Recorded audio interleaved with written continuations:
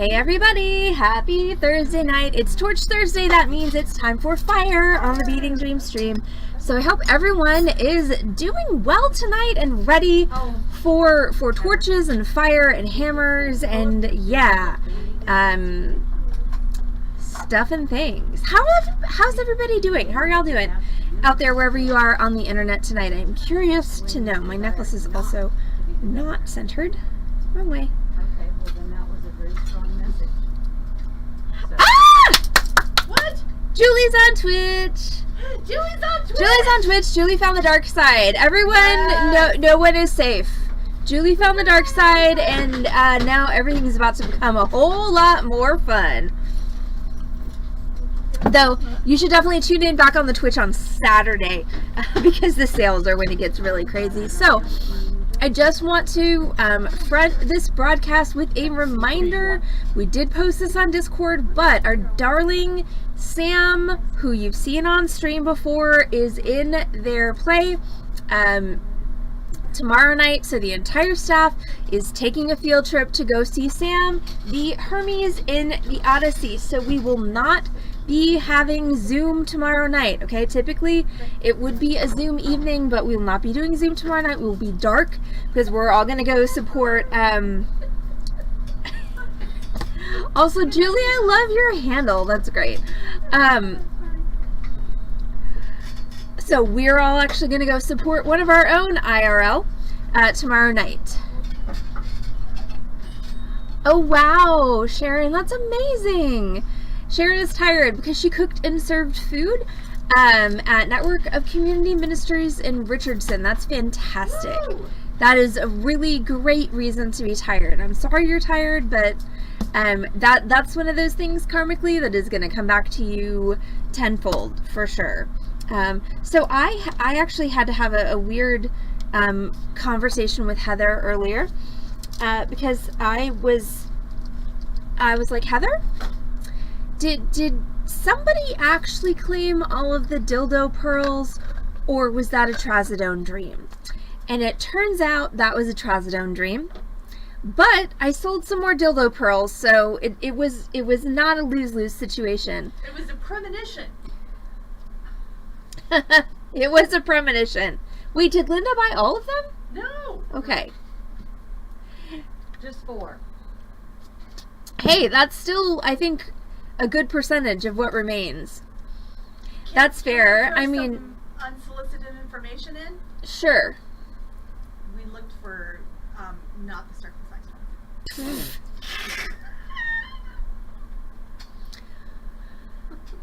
Excuse me for a minute.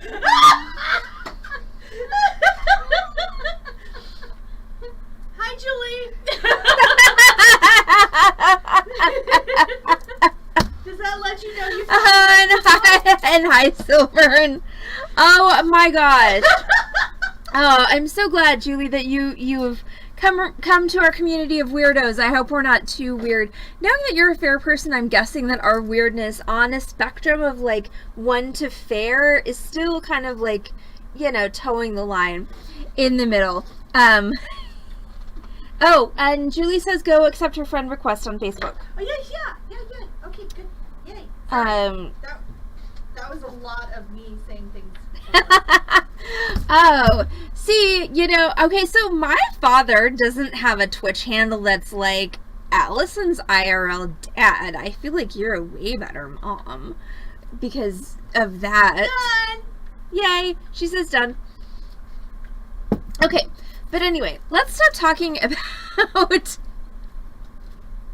random things and let's actually start doing stuff. So, tonight is Itty Bitty Charm Committee. So I've had 2 weeks of really complicated soldering tutorials, so I decided that this was the week for something simple and easy. So this is the Itty Bitty Charm Committee. These are incredibly easy and not at all on, really, camera? Not at all on camera. There we go. You're still secret. They are still secret. They are secret and they are safe, but that is not what we want for tonight's tutorial, because we want to share I know, right? I need to do that, Julie. I need to just throw the gauntlet on Saturday though, because he really only tunes in for Saturday sales these days, rather than the tutorials. But yeah, seriously, like, no, he just saw his own self. He didn't care that he's my dad. It's not part of his Twitch handle. Also, I think your daughter may have a bigger Twitch following than I do. So, these are incredibly easy and incredibly fun. So basically what this is, it's a metal stamp, and then you use a disc cutter to cut it out, and then you can literally do anything with it. So tonight we're going to solder a ring on it to make it a charm that can go on a bracelet or a necklace, but you could just as easily solder a post onto this and make it a stud earring. We did have that teeny tiny stud earrings tutorial, so basically same. You could also solder this onto a ring base and have a cute little ring. So there's like a whole bunch of stuff that you can do with this technique. So we're just going with regular basic charms, and I'm also going to do one charm with a set stone and a bezel cup. So let's talk tools and supplies. What do you need in order to do this class? Okay, supplies is not very intensive. Tools, that's a whole different story. So as far as supplies, you're going to need some sheet metal. 22 or 24 gauge is a good gauge to use. I'm going to use bronze type, but you could use brass, bronze, copper, sterling silver, or 14 karat gold. Since this is a soldering class, gold filled is not your ideal option for this. And we'll talk about that a little bit more when I'm actually doing my soldering.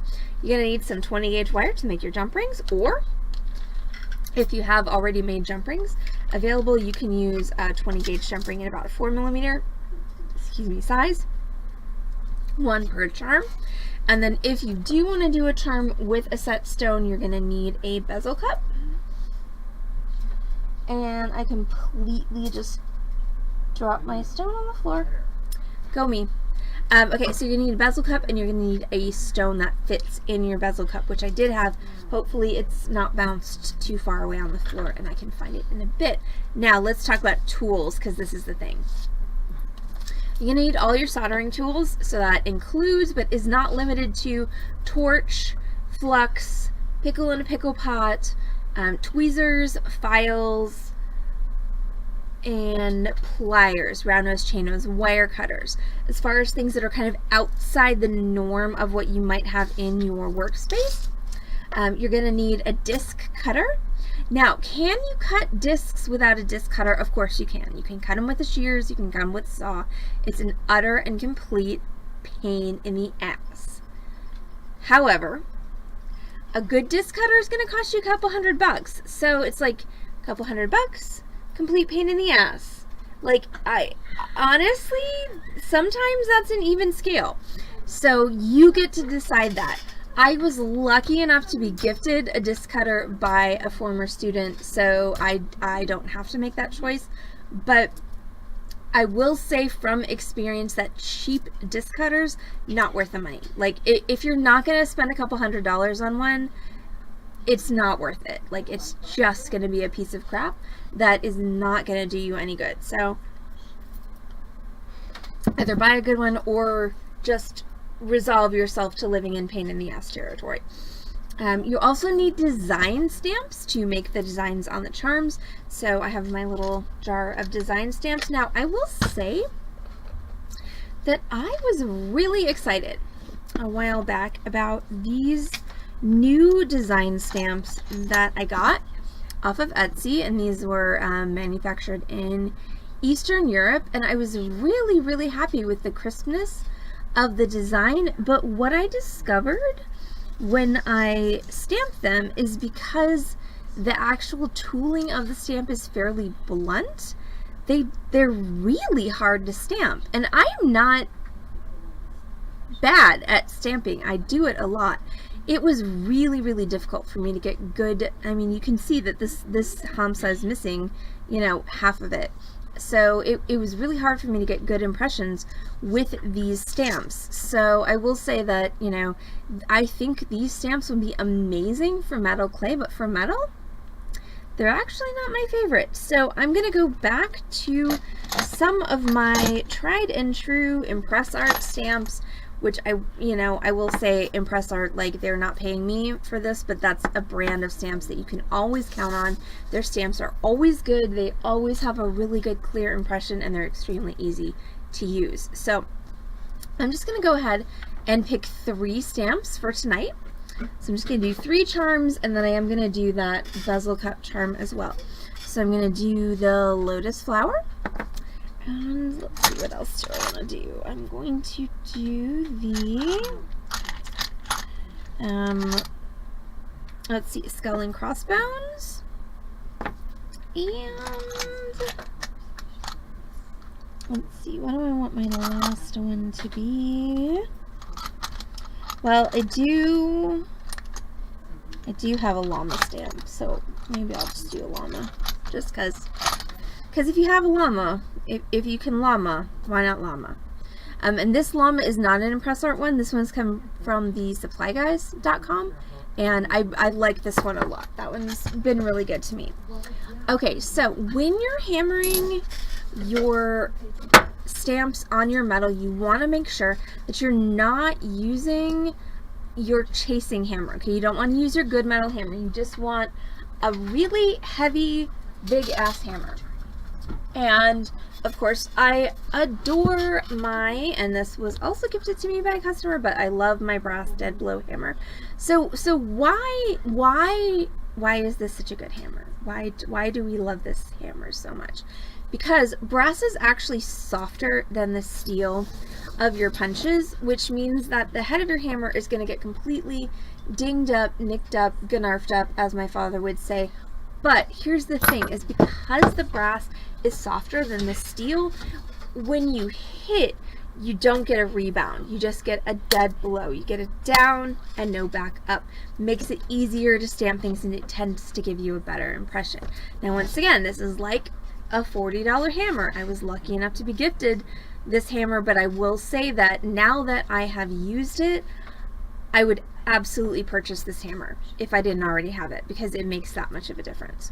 But once again, only if you do a lot of stamping. If you only stamp every once in a while, then good lord, just use your ball peen hammer from Home Depot. Like, don't spend $50 on a brass hammer. Okay, so I'm going to take my bronze sheet, and I'm going to start with the most difficult one. I'm going to start with the llama. This is the bigger one. So the bigger your stamp is, the harder it's going to be to get a good impression. So we're going to see how I do on my first try, but I want to start actually by flattening out my sheet metal, because this is not very flat, and that's not good. You want your sheet metal to be flat if you're going to stamp on it. So I'm just going to give it a quick pound down. And I don't want to pound it too much, because if I pound it too much, I'm going to work hard in it. It's actually going to be harder for me to stamp. All right. So here we go. Llama. Put that on there. Now you want to make sure, first of all, it's not as important in this particular project that that you know what right side up of the stamp is, but it's pretty universal in stamps that there's going to be some kind of etching or writing on one side of the stamp, as long as that part of the stamp is facing you, then your impression is going to be right side up. You want to make sure to hold your stamp near the bottom. Okay, so you want your fingers to be as far away as possible from the hammer, and you want to stabilize that by pressing down into your metal and your bench block with your stamp. I'm going to go ahead and take my hammer, and I'm going to hit it. Oops, no bueno. Look at that. I got feet, nothing else. Part of this is because of the weird angles required by my cameras and lights. But I am going to go ahead and try the tap and rock technique. This can result in a really good impression or a really terrible impression. So what I'm going to do is I'm going to, seriously, there's like a light right here where my elbow needs to be. Okay. I'm going to tap, and then I'm going to rock the weight over a bit, and to the side. Nope. Okay.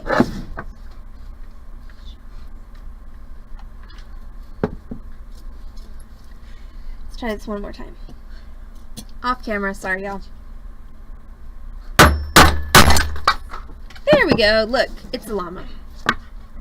We're not going to talk about how many things just fell off my table, but I have successfully stamped a llama. So this one is the complete llama right here. So that's the one that I'm going to use for my charm. So I'm going to do the other two, which are smaller, so they should be easier. Okay, I'm going to do my skull and crossbones.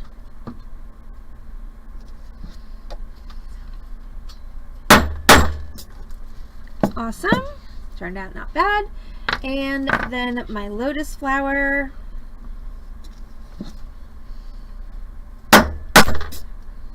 Oop.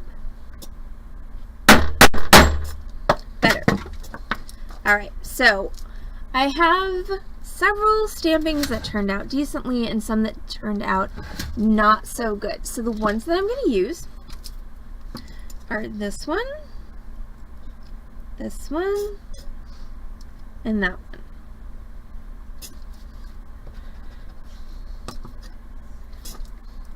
Okay, so just in case anyone thought the hammering was done for the night, it's not. I'm about to actually start hammering even more. So,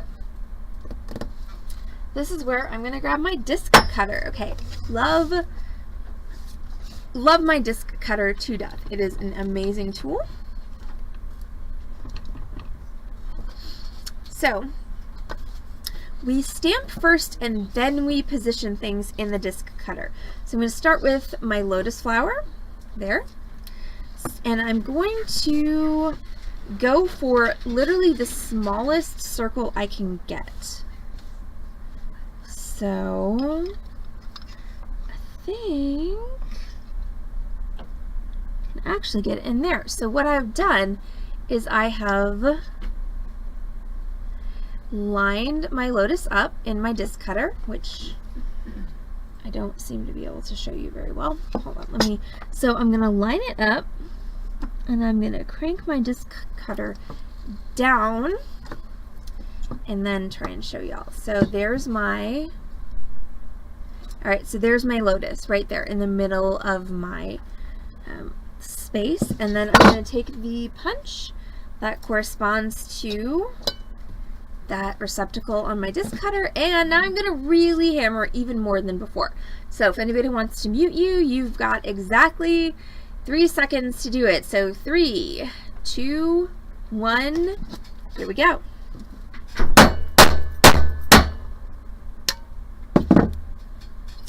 And I'm just going to knock that through. So there is my lotus flower charm.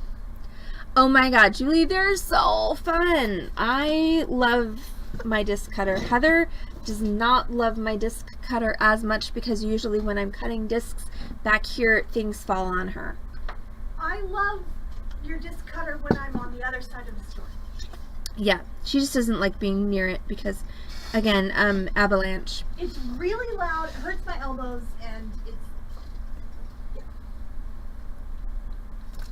it's ouchy and loud. But other than that, it looks good. It is. It's totally like a paper punch for metal, but you get to use a really big ass hammer. Okay, so that's my second charm. That's my little skull and crossbones. And so now I'm going to go ahead and hammer that one.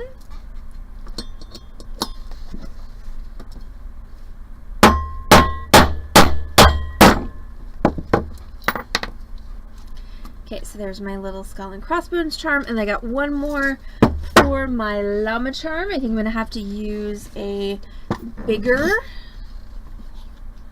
receptacle for that, because I think I'll use a bigger one. Don't want to decapitate the llama. I feel like that would be bad. I know, right, Sharon? It's so incredibly efficient, but it's also expensive. So there's my llama. If you don't do a lot of this, it's not worth the investment, but oh my god, I love mine. Alright, one more hammering.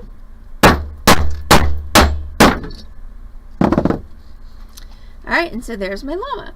I don't need to worry about the Sharpie on there because it's going to evaporate when I solder. And then I can just go ahead and open this up and put that away.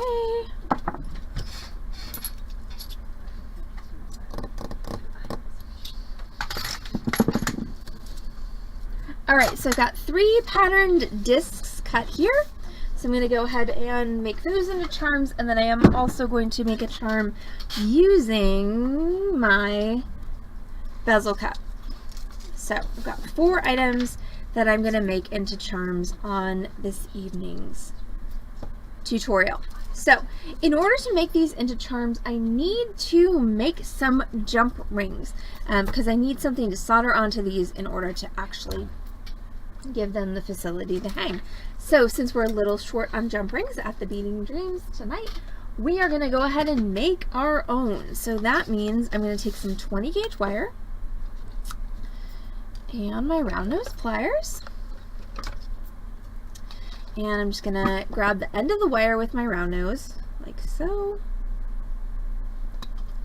And since your round nose are tapered, where you grab is going to determine the size of your rings.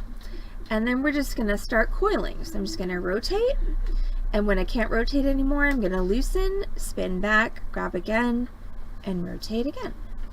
So it's just going to be a rotate, spin, and what I want is I want to always put my newest ring beneath all of the rings that I've made before. That way your rings can just progress off the end of your pliers, and essentially you could make an infinite amount of jump rings. Now that it's time to cut them, I want to make sure that I know what is the flush side of my cutter. Okay, so when you have a wire cutter, remember that there's a flat side. That's the side that cuts flush. And then you have a side that's notched in, and that side cuts a pointy end. So what we want to do when we're cutting jump rings is we want to make sure as best we can that both ends are flush. So the way that works is I'm going to take my coil that I made, and I'm going to take the flush end and I'm going to cut. So what I've done now is I have created a flush end on my ring that is remaining. And this is small, so sorry. Which is this one here. Now I'm going to flip my cutters around, and I'm going to cut the other side of that ring.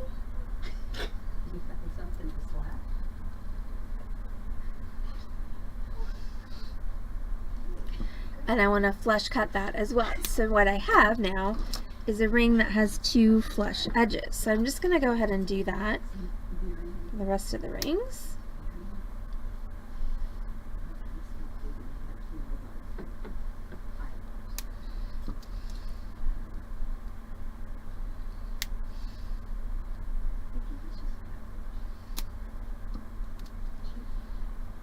Okay, and last one.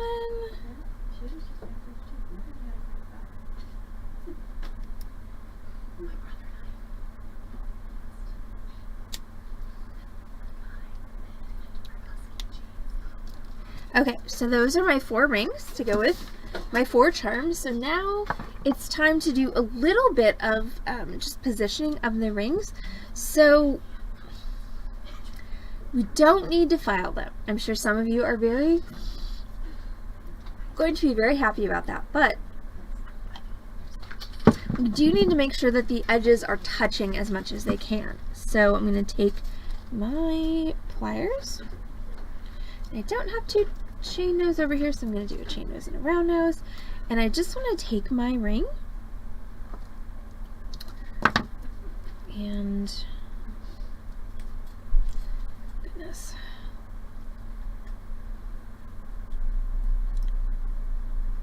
Sorry, can't see over there, but I just want to manipulate it so that it winds up completely closed. And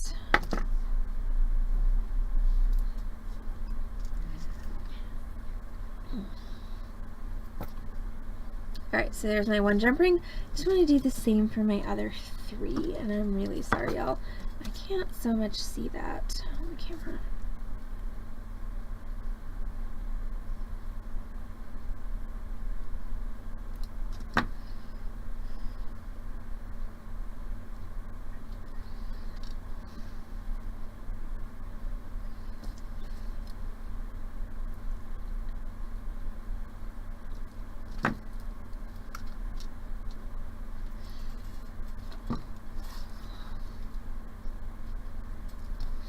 Alright, so now I've got 4 jump rings that are closed to the point where they don't have any airspace between the 2 ends of the wire. So now we're going to go ahead and we're going to go ahead and solder these onto our charms. So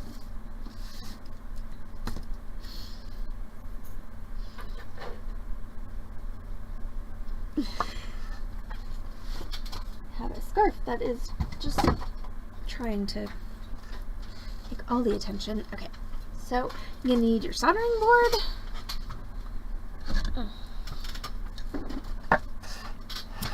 So I tried a number of different methods of soldering these when I was doing my sample. So I'm going to go ahead and show you the method that I determined actually works the best, which is pick transferring the solder onto the rings and then attaching them to the charms. I also tried setting the rings against the charms, putting solder on top, and then flowing everything. That resulted in a lot of solder just kind of bleeding onto my charms, which was not my favorite look. So I'm going to start by pick transferring solder onto all of my rings. So 4 rings, 1, 2, 3, and 4, and then 4 pieces of solder. I'm just going to go ahead and use easy for this. You could also use extra easy. I would not recommend medium just because from personal experience I find that when you're dealing with jump rings, it requires a lot more finesse to use medium solder with jump rings and not melt them. So unless you are super precise with your torch, easy is going to be a lot easier for you. Alright, so now I'm going to go ahead and I'm going to light my torch. I'm going to grab that solder and transfer it onto my rings, but before I do that, I'm going to flux them. So flux is a chemical that helps your solder to flow. Basically, it keeps your metal from oxidizing so that you don't have to worry about that oxide layer forming a barrier through which your solder cannot flow. And this flux needs some water.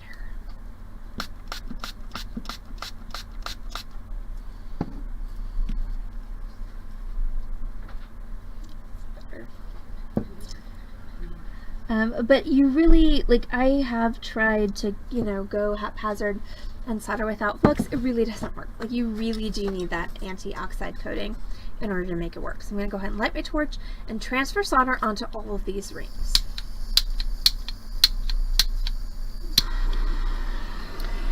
So I just want to heat up each piece of solder so it turns into a ball. Scoop that up onto my solder pick. And then just heat my ring, find my joint. This is important because I want to lay my solder right on my joint. And so I'm just going to drop that on there. Bingo. Okay, so what you're looking for is just like that one, you got a piece of solder now positioned on the joint. Next thing we're going to do is we're going to position our charms. I'm just going to go ahead and do this for all 4.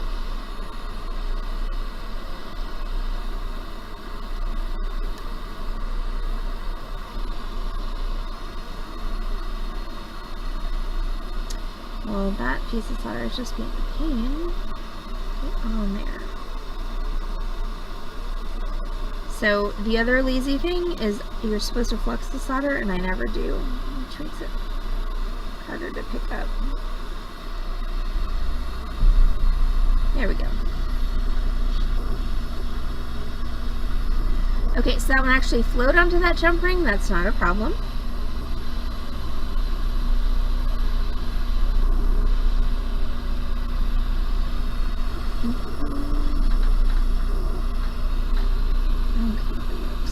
Piece of solder somewhere on here.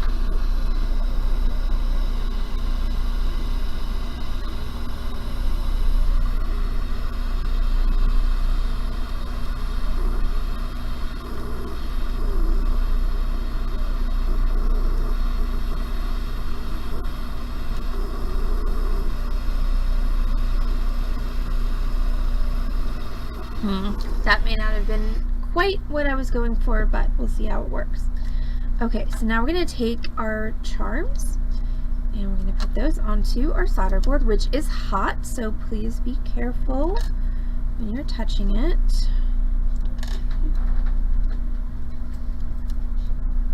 Okay, so I'm going to find myself a tweezers and we're going to do a little bit of setup. So setup is the least fun and yet most important part of soldering, because if you can't get your setup right, your soldering is not going to work well.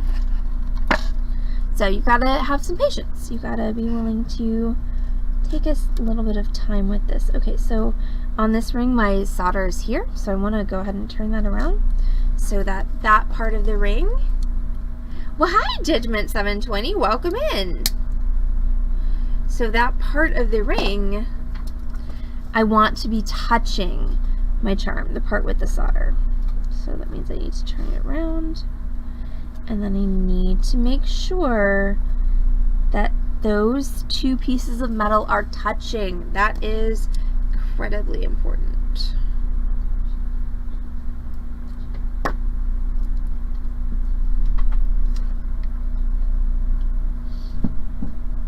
Okay, so now I'm going to repeat this for the rest of my charms.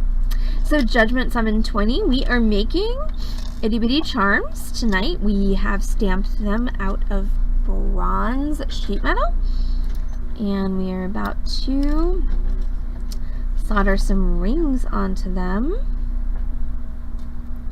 So as I've said previously on tutorials, like the prep work is, once again, it's not fun, it's not really interesting, but it makes a huge difference to how easy it is to create your final product. If you don't do a good job with your prep work, your soldering is going to be so much more difficult. So what I've already done, I've stamped, I've cut with my disc cutter my charms, I've made my jump rings, I've sweat some solder onto my jump rings, and now I'm about to solder everything together.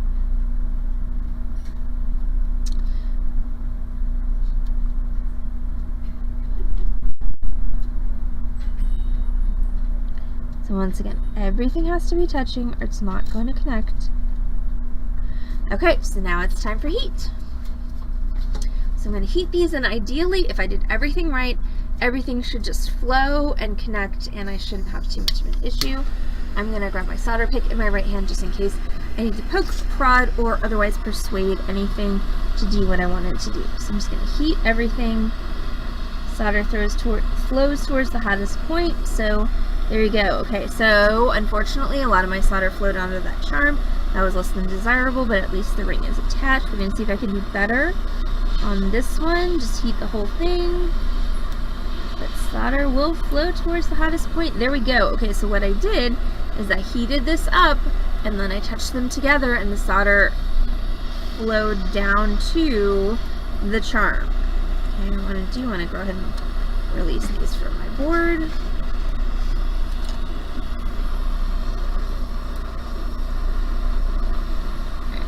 Here.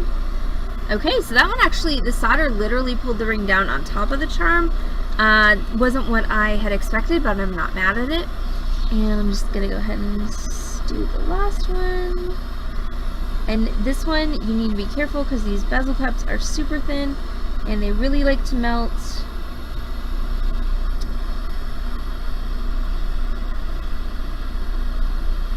And I have thoughts, okay, that it's gonna work great. Awesome, yay. Okay, so now I have 4 charms. So I've got 1, 2, okay, so this is the thing that you're gonna have to deal with. I'm gonna have to burn that off. There's 3, and 4 is stuck to my solder board. So I'll go ahead and just heat that until it comes off. And then I'm gonna, ooh, bummer. Had a bad solder on that one. Okay, so the Lotus did not solder. Considering the time, I'm just gonna go ahead and punt that one, and we're just gonna wind up with 3 tonight. What I would do if I had all the time in the world is I would go ahead and just make a new ring, add some new solder, and then try and solder that back on. But as it stands, I have 3 charms that are ready to be made into things. So I've got my little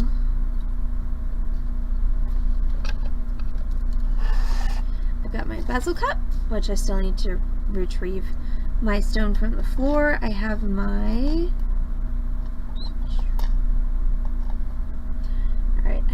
little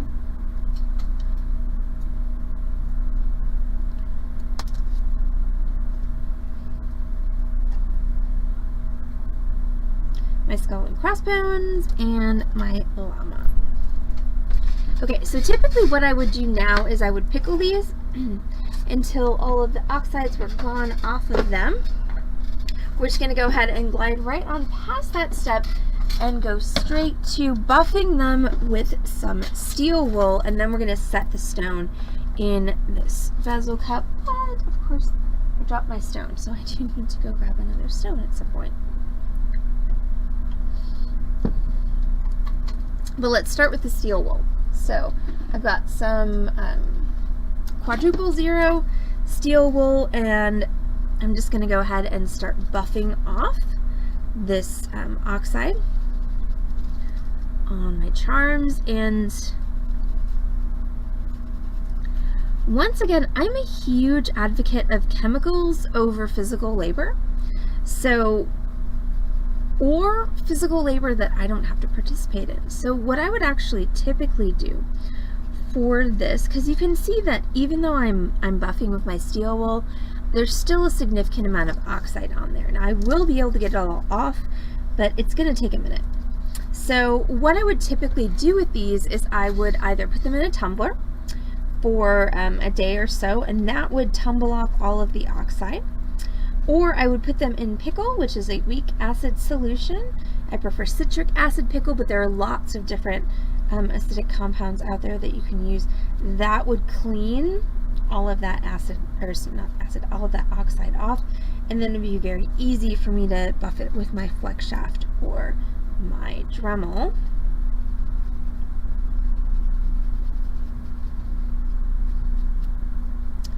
Alright, so there's 1, 2, and I'm just going to take this one.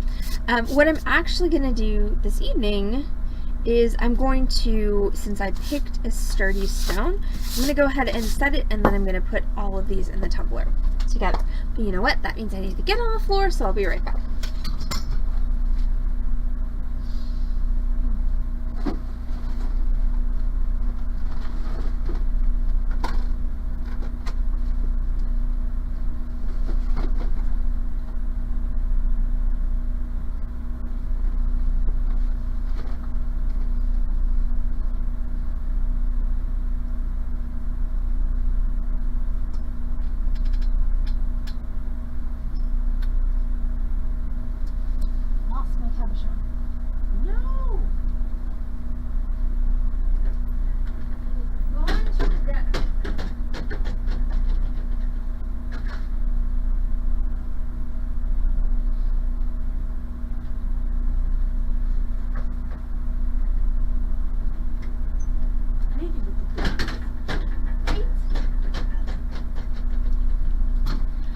Okay, so yeah, definitely could not find my cabochon on the floor, so I grabbed another one. So this is basically where we're at right now. So I've got 2 charms, which could use some more buffing and polishing, but structurally are sound enough to put on a bracelet. And then I've got my 1 little bezel cup, which I'm just gonna real quick set my cabochon in so you guys can see that. So you want to drop your cabochon in, you want to make sure that it's level. And then my preferred setting tool is a prong pusher, which looks like this. It's basically just a piece of square bar stock, and you're just going to use your pusher to roll over your bezel and set your stone. Now, once again, before I set the stone, typically I would tumble my piece or buff it with my Dremel, because your stone is always the most fragile piece of your work, and it's always the thing that's going to go in the last. But I do know that this little star sapphire that I have will be fine in the tumbler. I'm going to go ahead and just finish setting that. And there we go. Itty Bitty Charm Committee, party of 3. So once again, these stamp charms, you can solder posts onto the back, make them earrings, you can make them rings. Same with the bezel cup. Like, this is just a really simple, really easy way to kind of make your own charms, make your own embellishments for your jewelry. I know at some point, you know, oh my goodness, hello. Well, that was a camera malfunction. Yeah. So anyway, yeah. So there's lots of things you can do with these basic techniques. This is just one way to utilize them. So that's going to be it for me today. And thank you guys so much for watching. I am sorry I was a little tired. Definitely a little tired.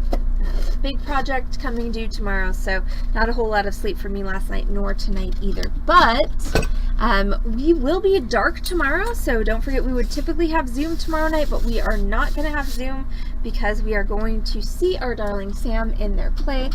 So I'll be back on this channel, twitch.tv/Beading Dream on Saturday at 6:30 p.m. with a live sale. The sale is going to focus on gemstones and talismans for protection. Yeah, gemstones and talismans for protection. We will. Thank you, Lori. Yeah, so, and I will try and get some sleep in the meantime. So everyone have a great night. Thank you, Lori, and we'll see you all back on this channel, twitch.tv/Beading Dream, Saturday 6:30 p.m. Central, for a live merchandise sale focusing on protective items. All right, everyone have a great night. I'm going to try and get some sleep, and I'll see you on Saturday. Bye.